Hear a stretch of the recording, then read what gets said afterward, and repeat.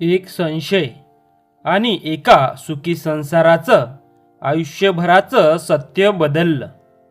ही कथा आहे विश्वास, प्रेम आणि एका गैरसमजाची, जी सगळं उद्ध्वस्त करू शकते. एका शांत शहरात लोकांसाठी देवासारखा मानला जाणारा एक डॉक्टर राहत होता. नाव होतं आदित्य. रुग्णासाठी तो फक्त डॉक्टर नव्हता, तो आशेचा किरण होता. आणि त्याच्या आयुष्यात होती त्याची पत्नी स्वरा. स्वरा साधी, प्रेमळ, पण मनाने खूप संवेदनशील. दोघांचं लग्न प्रेमाने झालेलं. सुरुवातीचे दिवस स्वप्नासारखे होते. सकाळची चहा, एकत्र नाश्ता, रात्री उशिरापर्यंत चालणाऱ्या गप्पा, सगळं अगदी परफेक्ट. पण म्हणतात ना, कधीकधी आयुष्य सगळं ठीक चालू असताना एक छोटासा संशय सगळं बदलून टाकतो. एक दिवस आदित्य नेहमीपेक्षा उशिरा घरी आला. स्वराने विचारलं, इतका उशीर का झाला? आदित्य थोडा हसत म्हणाला, हॉस्पिटलमध्ये एमर्जन्सी होती. स्वराने काही बोललं नाही.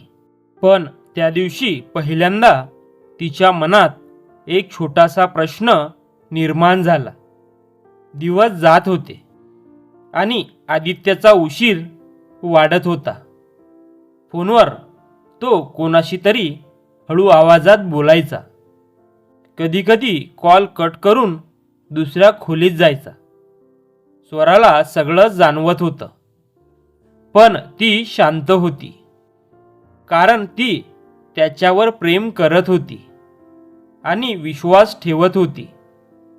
पण एक दिवस आदित्य बाथरूममध्ये असताना त्याचा फोन वाजला. स्वराने सहज फोन उचलला. स्क्रीनवर नाव होतं रिया. क्षणभर ती थबकली. फोन कट झाला, पण तिच्या मनात संशयाचं बीज पेरलं गेलं होतं.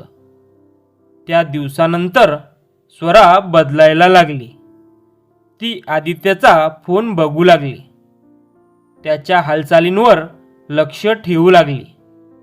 त्याच्या प्रत्येक शब्दात ती काहीतरी लपलेलं शोधू लागली. एक दिवस ती त्याच्या मागे हॉस्पिटलपर्यंत गेली. तिने पाहिलं, एक तरुण मुलगी वारंवार आदित्यला भेटते. तीच रिया.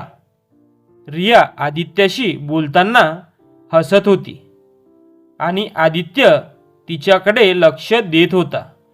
स्वराच्या डोक्यात विचारांचा स्फोट झाला. हीच आहे का कारण? त्या रात्री स्वरा झोपू शकली नाही.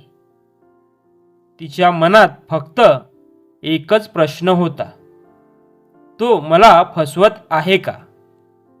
काही दिवसांनी स्वराने ठरवलं, आज ती सगळं सत्य जाणून घेणार. ती पुन्हा हॉस्पिटलमध्ये गेली आणि तिने पाहिलं, आदित्य आणि रिया एकत्र बसलेले. रिया काहीतरी सांगत होती आणि आदित्य शांतपणे ऐकत होता. स्वराचा राग अनावर झाला. ती तिथेच धावत गेली आणि जोरात म्हणाली, बस, खूप झालं आता. आदित्य आणि रिया दोघंही घाबरले. तू मला फसवलंस आदित्य. हीच आहे का तुझी खरी दुनिया? आदित्य काही क्षण शांत राहिला. तो फक्त एवढंच म्हणाला, स्वरा, तुला जे वाटतंय ते खरं नाही. पण संशयाने भरलेलं मन कधीच सत्य ऐकत नाही. स्वरा रडत तिथून निघून गेली. घरी परतल्यावर ती पूर्णपणे तुटली होती. तिच्या डोळ्यांसमोर सतत तेच दृश्य येत होतं. दिवस गेले, दोघांमध्ये अंतर वाढत गेलं. एक दिवस स्वराला अचानक एक फोन आला. तो हॉस्पिटलमधून होता. मॅडम, तुम्ही लगेच हॉस्पिटलमध्ये या. स्वरा घाबरली. ती तिथे पोहोचली आणि जे तिने पाहिलं ते पाहून तिच्या पायाखालची जमीन सरकली. रिया ICU मध्ये होती. तिची अवस्था खूप गंभीर होती. आदित्य तिच्या बाजूला उभा होता. त्याच्या डोळ्यात अश्रू होते. स्वराला काहीच समजत नव्हतं. तेवढ्यात एका नर्सने स्वराला सांगितलं, मॅडम, रिया खूप दिवसांपासून आजारी आहे. तिचं या जगात कोणीच नाही. डॉक्टर साहेब तिच्यासाठी सगळं करत होते. स्वरा थबकली. नर्स पुढे म्हणाली, रिया डॉक्टरांना भाऊ मानते. हे ऐकून स्वराचं हृदय तुटलं. तिला सगळं समजलं होतं. तिचा संशय, तिची भीती, तिचा राग सगळं चुकीचं होतं. ती हळूहळू आदित्य जवळ गेली. आदित्य, मी चुकीची होते. आदित्य शांतपणे तिच्याकडे पाहत होता. मी तुझ्यावर विश्वास ठेवला नाही. आदित्य हलक्या आवाजात म्हणाला, संशय नातं तोडायला वेळ लागत नाही, पण विश्वास परत आणायला आयुष्य लागतं. स्वराच्या डोळ्यातून अश्रू वाहत होते.